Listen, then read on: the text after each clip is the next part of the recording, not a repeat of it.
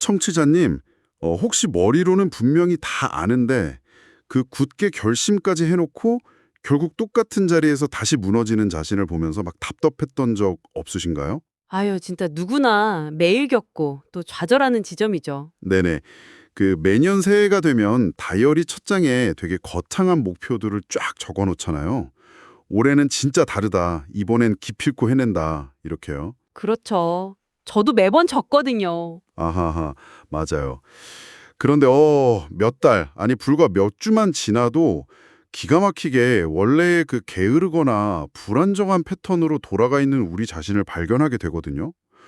대체 왜 우리는 뻔히 알면서도 똑같은 실패의 궤도를 벗어나지 못하는 걸까요? 보통 우리는 그 원인을 아주 단순하게 치부해버려요. 내 의지력이 부족해서 그렇다. 뭐 이렇게요? 아, 내 탓이다. 네, 아니면 내가 아직 그 관련된 지식이나 노하우를 덜 습득해서 그렇다고 자책을 하죠. 그런데 오늘 우리가 심층 분석할 자료는 이 실패의 근본 원인을 완전히 다른 층위에서 진단하고 있습니다. 오, 다른 층이라면 어떤 걸까요? 이게 단순히 의지력의 문제가 아니라요. 우리가 위기와 일상을 대하는 그 인지적 패턴 자체에 약간 결함이 있다는 겁니다. 와, 인지적 패턴의 결함이요. 오늘 다룰 텍스트가 바로 그 해답의 실마리를 아주 제대로 제공해 줍니다. 오늘의 자료는 2026년 4월 15일 그 양주시 봉양교회 양영종 담임 목사가 전한 기도의 개혁 시리즈 39편 지혜를 구하는 자에게라는 제목의 설교문 전문입니다. 네, 겉보기엔 그 성경의 야고보서 1장 5절을 본문으로 삼은 그냥 종교적인 메시지 같잖아요. 네, 제목만 들으면 딱 그렇죠. 그런데 그 텍스트의 이면을 쫙 파고들면 인간이 도대체 어떻게 의사결정을 내리고 또 어떻게 자기 합리화에 빠지며 그 위기 상황에서 어떤 방어기제를 작동시키는지에 대한 굉장히 날카로운 통찰이 담겨 있어요. 진짜 놀랍더라고요. 맞아요. 저도 읽으면서 완전 뼈를 맞은 기분이었거든요. 청취자님, 종교적 텍스트를 넘어선 인간 심리에 대한 엄청난 분석입니다. 자, 이 내용을 하나씩 풀어보죠. 네, 좋습니다. 종교적 신념의 유무를 떠나서 이 텍스트는 현대인들이 약간 강박적으로 매달리는 자기주도성이라는 환상을 아주 예리하게 해체합니다. 자기주도성의 환상이요? 네, 완벽한 결심을 하고도 왜 우리가 매번 실패하는지 그 근본 원인을 그 지혜가 있고 없고의 문제로 보지 않거든요. 그럼 무슨 문제로 보는 건가요? 듣는 마음이 중요하다는 것도, 뭐 멘탈 관리를 해야 한다는 것도 우리는 사실 이미 너무 잘 알고 있어요. 진짜 문제는 우리가 지혜를 구하는 방식 그 자체에 있다고 꼬집는 거죠. 아, 방식이 틀렸다. 그 구하는 방식이 어떻게 잘못되었다는 건지 구체적으로 좀 되어가 보죠. 텍스트를 보면 우리가 평소에는 그냥 자기 방식대로 살다가 발등에 진짜 불이 떨어졌을 때만 아, 맞아요. 발등에 불 떨어졌을 때. 택주스네. 네. 그러니까 문제가 터졌을 때만 외부의 도움이나 절대자를 찾는 이른바 그 응급 처방용 지혜에만 의존한다고 지적하더라고요. 그렇죠. 응급 처방용 지혜. 평소에는 거들떠보지도 않다가 진짜 숨이 넘어가기 직전에만 헉헉대면서 산소호흡기를 찾는다는 건데 이건 마치 그런 거랑 똑같지 않나요? 평소엔 건강관리 전혀 안 하고 네네. 매일 야식 먹으면서 소파에 누워만 있다가 어느 날 갑자기 가슴에 막 통증이 찌릿하고 오니까 이거 기겁을 하죠, 그러면. 내 기겁을 해서 그제야 헬스장에 등록해가지고 살려달라고 러닝머신을 막 뛰는 거예요. 그러다가 병원 가서 아무 이상 없습니다. 이 말 듣는 순간 통증이 사라지잖아요. 네, 사라지죠. 그럼 바로 헬스장 환불하고 다시 정크푸드 먹으러 가는 그런 얄팍한 모습이랑 너무 겹쳐 보이더라고요. 이게 뇌과학이나 심리학적으로 볼 때도 왜 결국 실패로 이어질 수밖에 없는 패턴인 걸까요? 여기서 매력적인 지점은 이 현상을 뇌가 에너지를 관리하는 메커니즘으로 설명할 수 있다는 거예요. 그걸 이해하면 아주 명확해집니다. 오, 뇌의 에너지 관리요? 네, 인간의 뇌는 기본적으로 에너지를 최소한으로 쓰려는 인지적 기두세 상태를 유지하려고 하거든요. 인지적 구두쇠라. 되게 재밌는 표현이네요. 평상시에는 뇌의 그 기저핵이라는 부위가 관장하는 아주 익숙하고 편안한 자동화된 습관, 즉 기존의 행동 패턴대로 살아가는 거죠. 에너지가 안 드니까요. 아, 그냥 하던 대로 하는 거군요. 그렇죠. 그런데 갑자기 삶에 큰 위기가 닥치면 우리 뇌의 편도체가 막 경고음을 울립니다. 스트레스 호르몬이 분비되고요. 비상사태가 선포되는 거네요. 맞아요. 그제야 우리는 살기 위해서 에너지가 엄청나게 드는 전두엽을 강제로 활성화해서 외부의 조언을 구하거나 신에게 매달리는 겁니다. 이게 바로 응급처방용 지혜가 작동하는 순간인 거죠. 와, 그러니까 가슴에 통증이 왔을 때만 전두엽이 쳐지는 거네요. 네. 그런데 그 통증이 사라지는 순간, 즉 위기라는 외부 압력이 사라지면 뇌는 즉각적으로 편도체의 경고음을 끕니다. 아, 상황 종료? 이렇게요? 네. 그러면서 동시에 에너지를 많이 잡아먹는 전두엽의 스위치도 바로 내려버려요.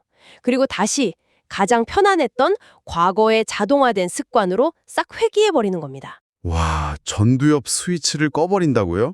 그러니까 바로 헬스장 환불하고 나오는 거군요. 정확합니다. 새로운 지혜나 통찰을 내 삶의 어떤 기본 운영체제로 완전히 통합시키는 과정은 막대한 인지적 에너지를 요구하는 되게 고통스러운 작업이거든요. 아, 그냥 잠깐 깨닫고 마는 게 아니니까요. 네. 그래서 응급 처방으로 위기를 넘긴 사람은 진짜 열이면 열 다시 예전에 그 자리로 돌아가서 똑같은 이유로 무너지게 되는 겁니다. 와, 진짜 위기가 지나가면 뇌가 다시 절전 모드로 들어가 버린다는 거. 청취자님, 이거 정말 소름 돋지 않나요? 그렇다면 이 응급 처방 방식이 통하지 않는다면 도대체 지혜는 어떻게 얻고 유지해야 하는 걸까요? 그 부분에 대해서 이 텍스트가 아주 흥미로운 언어적 분석을 제시합니다. 네, 원문 텍스트에서 그 야고보서 본문에 등장하는 구하라는 단어의 문법을 파헤치잖아요. 맞아요. 이 구하라라는 동사가 헬라어 원문으로 보면 한 번 딱 질문하고 마는 그런 일회성 행위가 아니라는 걸 강조하거든요. 아, 일회성이 아니다. 네, 이게 현재 진행형으로 쓰였다는 겁니다. 즉, 계속, 지속적으로 끊임없이 구하라는 의미인 거죠. 끊임없이 구하라. 설교문에 등장하는 아주 강력한 비유가 하나 있죠. 바로 밥비약인데요. 아, 네, 그 밥비유 진짜 탁월하죠. 네, 어제 밥을 진짜 배불리 먹었다고 해서 오늘 안 먹으면 배가 고파 쓰러지잖아요. 그것처럼 어제의 은혜 혹은 어제의 지혜로 오늘을 살 수 없고 매일매일 다시 구해야 한다는 점을 엄청 강조합니다. 그렇죠. 심리학에서 말하는 후광 효과의 함정을 아주 잘 짚어주는 비유예요. 후광 효과요? 네. 우리는 흔히 한 번 큰 성취를 이루거나 깊은 깨달음을 팍 얻으면 그 경험이 내 자신을 영구적으로 업그레이드 시켰다고 착각하기가 되게 쉽거든요. 아, 나 이제 완전 달라졌어. 나 각성했어. 이렇게 선언하잖아요. 맞아요. 그런데 위대한 깨달음이나 지혜라는 건 한 번의 거대한 다운로드로 내 뇌에 영구적으로 헐치되는 소프트웨어가 아니라는 겁니다. 한 번의 다운로드가 아니다. 어제 그 엄청난 영감이나 결단도 오늘 아침 출근길에 마주친 꽉 막힌 도로나 점심시간에 겪은 작은 유혹 앞에서는 완전히 무용지물이 될 수 있거든요. 와, 진짜 뼈 때리네요. 어젯밤에 명상하고 책 읽으면서 다짐했는데 아침에 지하철 타면서 벌써 화내고 있는 제 모습이 딱 떠오릅니다. 그러니까요. 매일 영양분을 섭취해야만 우리 육체가 유지되듯이 매일 새로운 지혜에 접속해야만 이 상황에 휘둘리지 않고 올바른 결정을 내릴 수 있는 인지적 근육이 유지되는 겁니다. 그런데요, 제가 청취자님의 입장이 되어서 여기서 가벼운 반론 하나 제기해 볼게요. 네, 해보시죠. 아니, 매일 매순간 결정하기 전에 그렇게 묻고 구해야 한다는 건 솔직히 좀 너무 피곤하지 않나요? 피곤하게 느껴질 수 있죠. 게다가 현대사회에서는 스스로 알아서 결정하는 걸 능력이라고 부르잖아요. 매일 누군가에게 묻는다는 건 주체성이 좀 떨어지는 거 아닌가? 이런 생각도 들거든요. 이걸 좀 더 큰 그림과 연결해 본다면요. 우리가 흔히 주체성이라고 굳게 믿고 있는 것의 실체를 다시 생각해 보게 됩니다. 실체요? 매일 묻는 그 행위 자체가 사실은 주체성의 포기나 나를 잃어버리는 수동적인 태도가 절대 아니거든요. 오히려 외부 자극에 휩쓸리지 않기 위한 가장 강력한 영적이고 또 인지적인 영점 조절 과정입니다. 0점 조절이요? 아, 캘리브레이션. 네, 맞아요. 캘리브레이션. 예를 들어서 악기 연주자들이 무대에 오르기 전에 반드시 튜닝을 하잖아요. 아, 그렇죠. 튜닝 필수죠. 어제 리허설 때 아주 완벽하게 음을 맞췄어도 하룻밤 사이에 미세한 온습도 변화나 악기를 옮기면서 발생한 아주 작은 충격들 때문에 오늘은 소리가 미세하게 틀어져 있거든요. 와, 비유가 진짜 기가 막히네요. 인간의 뇌도 똑같습니다. 매일 쏟아지는 엄청난 양의 정보, 타인의 평가, 내면의 불안과 피로감, 이런 미세한 충격들이 우리의 판단력을 끊임없이 왜곡시키잖아요. 아, 어제 튜닝 맞춰놨으니까 오늘도 당연히 맞을 거라고 맹신하고 그냥 연주를 시작했다가는 무대 위에서 삑사리가 나고 불효파음을 낼 수밖에 없는 거네요. 바로 그겁니다. 어제 성공이나 어제의 은혜에 취해서 나는 이제 다 알아 라고 오만하게 오늘을 버티려는 태도가 내 눈을 얼마나 가리는지 이 텍스트가 정확히 짚어내는 거죠. 자, 그러면 이 매일의 0점 조절을 묻지 않고 생략했을 때 도대체 현실에서 어떤 끔찍한 타협이 일어나는가? 이 부분을 보여주는 아주 파격적인 과거 일화가 설교문에 등장하거든요. 네, 설교자 본인의 젊은 시절 이야기죠. 맞아요. 청취자님, 이 일화가 진짜 충격적입니다. 과거 재계 8위 그룹 본사에 입사해서 그 무서운 IMF 시절에도 최연소 승진을 거듭하던 최고 에이스 시절의 일화예요. 진짜 그야말로 주체적이고 능력 있는 청년의 표본이었던 거죠. 엄청난 프라이드로 무장된 상태였을 거고요. 네, 그런데 이 에이스가 일하던 부서에 협력업체 사장이 시시때때로 찾아와서 이른바 물량 공세, 그러니까 봉투를 주기 시작합니다. 뇌물은 거죠, 한마디로. 맞습니다. 처음엔 이 원칙주의자 청년도 당연히 딱 질색이라며 강하게 거부했어요. 그런데 여기서 정말 흥미로운 부분이 나옵니다. 어떤 부분이죠? 그 환경에 1년, 2년 노출되면서 본인도 모르게 서서히 적응을 해버린 거예요. 저는 이거 보면서 이 상황이 마치 서서히 끓는 물속의 개구리 같다는 생각을 했어요. 끓는 물속 개구리 딱이네요. 네, 처음엔 부도덕한 일에 거부감을 느끼는데 일상의 루틴이 되어버리면 나중엔 인간 심리가 진짜 무섭게 취약해지더라고요. 심리학에서는 이걸 인지 부조화의 해소 과정으로 봅니다. 인지 부조화요? 인간의 뇌는 나는 도덕적이고 올바른 사람이다 라는 자아상이랑 내가 매일 뇌물을 주고받는 이 환경에 방관하고 있다 라는 현실 사이의 모순을 견디지 못해요. 극도의 스트레스를 받거든요. 아, 스스로 자괴감이 드니까. 네, 이때 뇌는 현실을 바꾸거나 내부 고발을 하는 그런 에너지 많이 드는 행동 대신에 아주 쉬운 길을 택합니다. 자신의 신념을 슬쩍 바꿔버리는 거죠. 이건 뇌물이 아니라 업계 관행이야 이렇게요. 와, 합리화를 해버리는 거군요. 네, 도덕적 둔감화가 완성되는 겁니다. 그래서 가장 소름 돋는 자각의 순간이 찾아옵니다. 어느 날 이 청년이 속으로 이 사정이 봉투 가져올 때가 됐는데 왜 안 오지? 좀 괘씸하네? 이렇게 생각하고 있는 자신을 발견한 거예요. 와, 진짜 소름 돋네요. 뇌물이 안 온다고 화를 내다니. 그러니까요. 그 순간 누군가 뒤통수를 팍 친 듯한 엄청난 충격을 받았다고 해요. 그게 바로 0점 조절의 온도계가 완전히 고장나 있었다는 증거죠. 외부의 시각으로 매일 0점을 맞추지 않고 폐쇄적인 시스템 안에서 자기 판단에만 의존했을 때 어디까지 망가질 수 있는지 보여주는 완벽한 사례입니다. 다행히 이분은 그 즉시 무릎을 꿇고 회개 기도를 합니다. 하나님, 지금 제가 어떻게 해야 합니까? 하고 물은 거죠. 여기서 멈춰서 질문을 던졌다는 게 진짜 중요해요. 네, 그랬더니 이 자리를 떠나라 라는 분명한 음성, 즉 객관적인 지혜를 얻게 됩니다.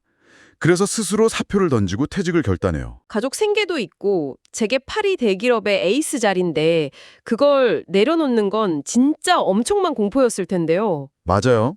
정말 두려웠지만 기적처럼 네트워크 벤처기업의 스카웃이 됩니다. 그런데 이야기의 진짜 소름 돋는 결말은 몇 년 뒤에 나와요. 그 대기업 어떻게 됐죠? 그 재계순위 8위 기업이 부실 경영으로 정부에 찍혀서 그룹 전체가 완전히 궁중분해돼 버립니다. 와, 완전히 사라진 거네요. 네. 설교자가 고백해요. 만약 그때 내가 기도하지 않았다면, 즉 멈춰서 묻지 않았다면 퇴직할 용기도 내지 못하고 그 그룹과 함께 무너졌을 거라고요. 그 질문을 던진다는 행위 자체가 뇌에서 일종의 서킷 브레이커 역할을 해준 거예요? 서킷 브레이커요. 회로 차단계 같은 거 말씀이시죠? 네, 폭주하던 자기 합리화에 자동화된 루프를 팍 끊어내고 상황을 객관적으로 조망하게 만든 거죠. 침몰하는 타이타닉호 안에서 혼자 스스로의 판단에만 갇혀 있었다면 절대 못 빠져나왔을 겁니다. 와, 진짜 질문만이 침몰하는 배에서 탈출할 수 있는 유일한 비상구였네요. 맞습니다. 고립된 시스템 안에서 그저 내 주체적인 판단을 믿는다는 게 얼마나 위험한 환상인지 여실히 보여주는 대목이죠. 그런데요, 이렇게 질문을 통해 기도를 통해 침몰하는 배에서 극적으로 탈출할 수 있다는 걸 알면서도 우리는 결정적인 순간이 오기 전까지는 길을 쓰고 혼자 해결하려고 끙끙댑니다. 네, 보통은 다 그렇죠. 도대체 왜 우리는 묻기를 주저하는 걸까요? 이 내면의 장벽이 대체 뭘까요? 이 대목에서 정말 중요한 질문을 던지게 되네요. 텍스트 후반부를 보면 이 정도는 내가 알아서 해야지 라거나 아니 이것까지 물어봐야 하나 라면서 혼자 결정하고 나중에 후회하는 우리 모습을 딱 꼬집거든요. 야, 진짜 너무 찔리네요. 저도 뭔가 완벽한 결과물을 만들어 놓고 짠, 저 혼자 다 했어요 하고 인정받고 싶은 욕구가 크거든요. 네, 취약성을 드러내는 것에 대한 두려움인 거죠.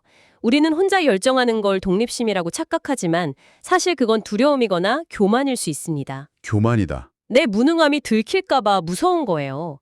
그래서 인생의 방향이나 중요한 관계 문제조차 묻지 않고 혼자 끙끙대다가 결국 처참한 결과만 가지고 나중에 원망을 하는 거죠. 자, 그럼 이 모든 게 대체 무슨 의미일까요? 야고보서 원문에 보면 하나님을 가리켜 후히 주시고 꾸짖지 아니하시는 분이라고 묘사하잖아요. 네, 아주 따뜻하면서도 날카로운 지적이죠. 저는 이 꾸짖지 않는다 이 말에 너무 울컥하더라고요. 우리는 내 짐을 덜어주려는 존재 앞에서조차 혼자 짐을 다 짊어지려는 헛된 자존심을 부리고 있었다는 뜻이잖아요. 정확합니다. 우리는 내가 질문하면 상대방이 나를 한심하게 여기고 혼낼 거라고 지레짐작해요. 근데 사실 그건 나 스스로를 향한 가혹한 검열 기준을 상대방에게 투사한 것일 뿐이거든요. 아, 내가 나를 혼내는 기준을 덮어 씌운 거다. 네, 원문에 분명히 말합니다.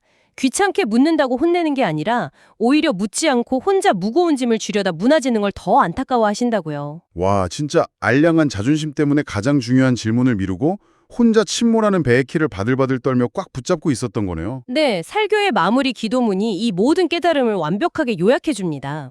지혜가 부족해서 실패한 것이 아니라 스스로 주님께 묻지 않아서 무너졌음을 인정하는 거죠. 아, 묻지 않아서 무너졌다. 네, 이건 단순한 종교적 반성을 넘어서서 작은 것부터 결정하기 전에, 말하기 전에, 움직이기 전에 먼저 묻는 인생으로 돌아서자는 아주 강력한 메타인지의 회복을 촉구하는 겁니다. 청취자님, 오늘 이 텍스트 분석 어떻게 들으셨나요? 단순히 종교적 권면을 넘어선 매일 스스로의 한계를 인정하고 더 높은 객관적 지혜에 접속하려는 삶의 태도에 대한 이야기였습니다. 맞아요.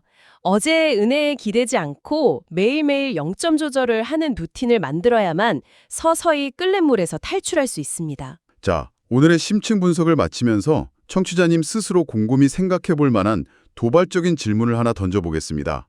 어떤 질문이죠? 매일 누구에게 혹은 무엇에게 조언을 구하느냐가 결국 우리의 미래를 결정한다면 지금 당장 청취자님의 일상을 점검해주는 매일의 자문위원회, 그 중심 자리에는 누가 앉아 있나요? 와, 매일의 자문위원회. 정말 핵심적인 질문이네요. 혹시 완벽해 보여야 한다는 두려움과 알량한 자존심 때문에 그 자리를 텅 비워둔 채 혼자서 침몰하는 배의 키를 붙잡고 고립되어 있는 건 아닌지 한번 깊이 생각해 보시기 바랍니다. 매일 묻는 것, 그것만이 우리를 맑은 정신으로 살아가게 하는 유일한 비상구입니다. 네, 오늘 이 깊은 여운을 남기면서 여기서 마무리하겠습니다. 저희는 다음 딥다이브에서 또 다른 놀라운 통찰을 담은 자료와 함께 찾아오겠습니다. 함께 해주셔서 감사합니다.